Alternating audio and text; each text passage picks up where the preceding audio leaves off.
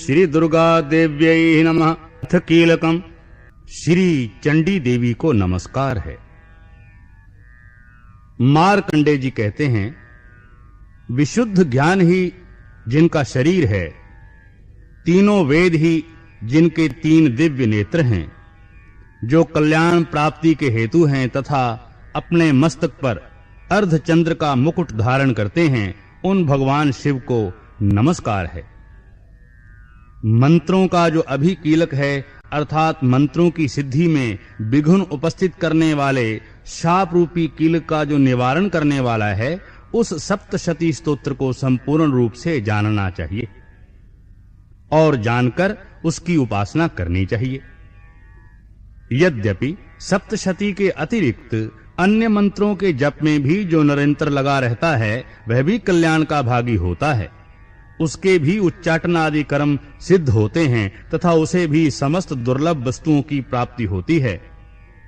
तथापि जो अन्य मंत्रों का जप न करके केवल इस सप्तशती नामक स्तोत्र से ही देवी की स्तुति करते हैं, उन्हें स्तुति मात्र से ही सच्चिदानंद स्वरूपिणी देवी सिद्ध हो जाती हैं।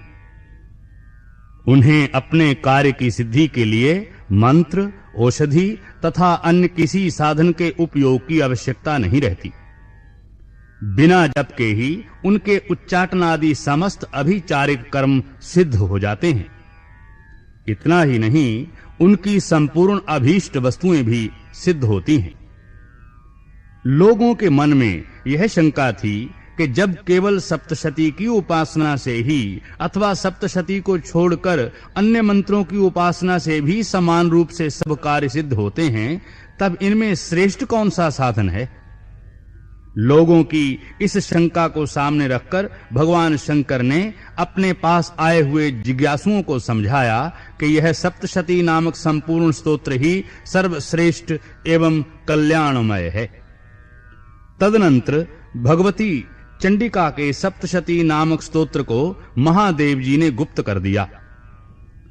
सप्तशती के पाठ से जो पुण्य प्राप्त होता है, उसकी कभी समाप्ति नहीं होती, किंतु अन्य मंत्रों के जप से जो पुण्य प्राप्त होता है, उसकी समाप्ति हो जाती है। अतः भगवान शिव ने अन्य मंत्रों की अपेक्षा जो सप्तशती की ही श्रेष्ठता का निर्णय किया, उसे यथार्थ ही जानना चाहिए।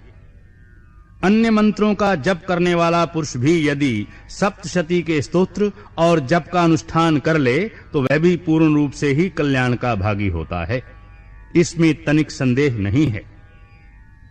जो साधक कृष्ण पक्ष की चतुर्दशी अथवा अष्टमी को एकाग्रचित्त होकर भगवती दुर्गा की सेवा में अपना सर्वस्व समर्पित कर देता है और फिर उसे प्रसाद रूप से ग्रहण करता है, उसी पर भगवती प्रसन्न होती हैं, अन्यथा उनकी प्रसन्नता नहीं प्राप्त होती।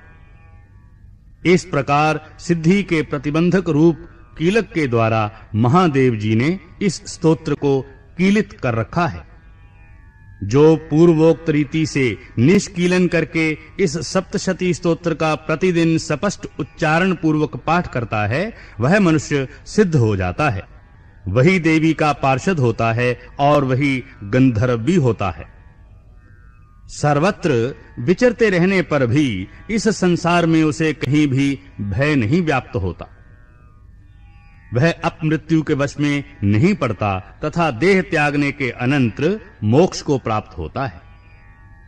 अतः कीलन को जानकर उसका परिहार करके ही सप्तशती का पाठ प्रारंभ करना चाहिए। स्त्रियों में जो कुछ भी सौभाग्य आदि दृष्टिगोचर होता है, वह सब देवी के प्रसाद का ही फल है। अतः इस कल्याणमय स्तोत्र का सदा जप करना चाहिए। इस स्तोत्र का मंद स्वर से पाठ करने पर स्वल्प फल की प्राप्ति होती है और उच्च स्वर से पाठ करने पर पूर्ण फल की सिद्धि होती है। अतः उच्च स्वर से ही इसका पाठ आरंभ करना चाहिए। जिनके प्रसाद से ऐश्वर्य, सौभाग्य, आरोग्य, संपत्ति, शत्रुनाश तथा परम मोक्ष की भी सिद्धि होती है, उस कल्याणमयी जगदम्बा की स्तुति मनुष्य क्यों नहीं करते? यहाँ भगवती देवी का कीलक स्तोत्र संपूर्ण हुआ।